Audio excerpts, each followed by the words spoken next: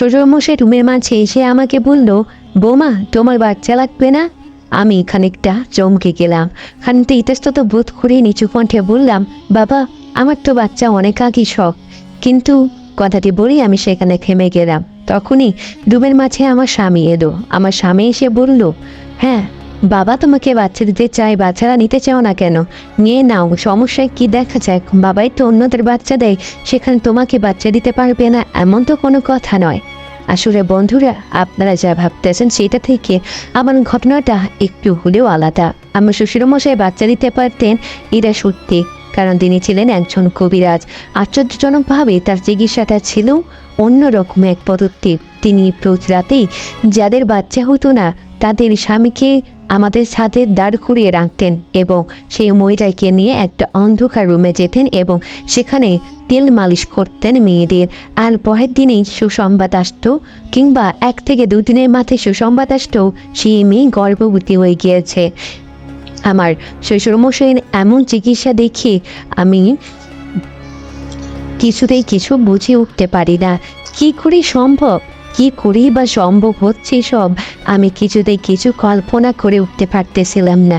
আমার মনে, আমার অন্তরে শুধুমাত্র বিভিন্ন প্রশ্নে খেলা করতে শুরু করে দিয়েছিল।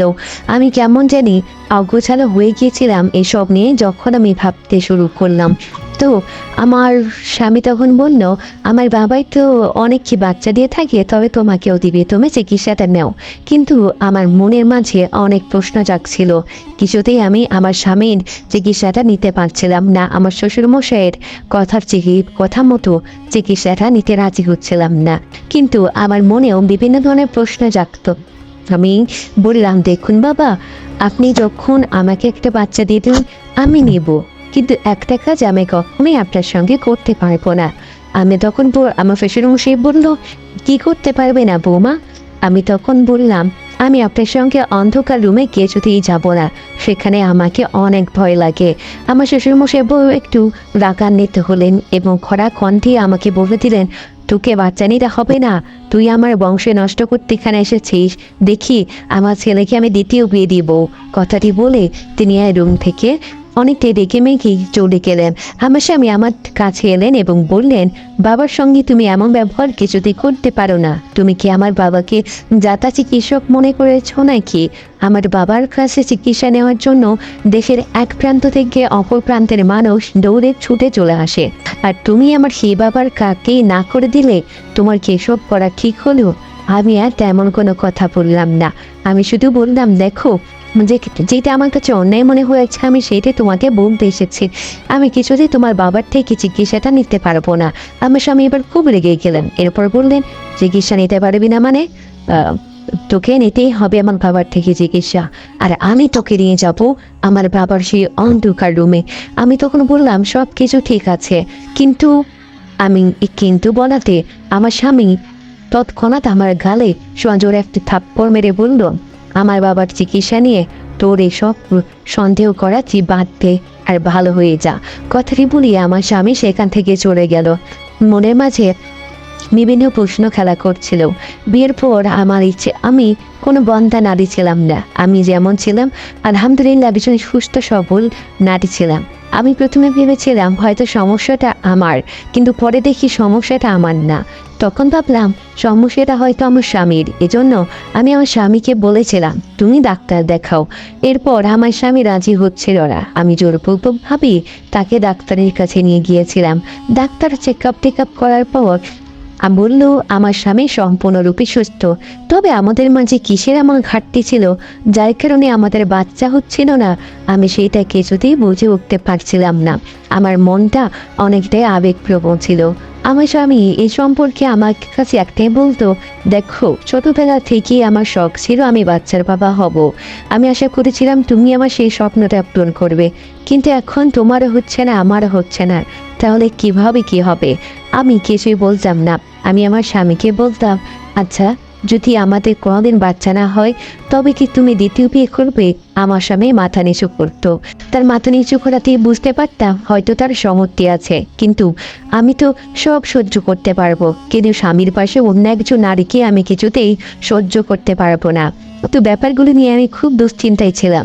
তখনই আমি দেখতে পেলাম আমার যিনি শ্বশুরমশাই তিনি এই চিকিৎসা শুরু করে দিতেন। তো তার এই চিকিৎসার পিছনে রহস্য কী ছিল সেইটা জানার জন্য আমার খুব আগ্রহ যেমন বেড়েছিল, তেমনই ভয় হতো। না জানি অন্ধকার রুমে কী হয় আর তিনি কী তেল মালিশ করেন আমি সেটা বুঝতে পারি না। তো তারপর মনের মাঝে অনেক প্রশ্ন তো খেলা করছে। এদিকে আমার শ্বশুরমশাইয়ের কথায় রাজি না হওয়ার কারণে আমার স্বামী আমার থেকে দূরত্ব তৈরি করে দিয়েছে। আমার কাছে ঠিকমতো সে আসতেছে না, আমার সঙ্গে ঠিকমতো কথাও বলতেছে না। আমি যখন খাচ্ছি তো খাচ্ছি, আমি যখন খাচ্ছি না তো খাচ্ছি না।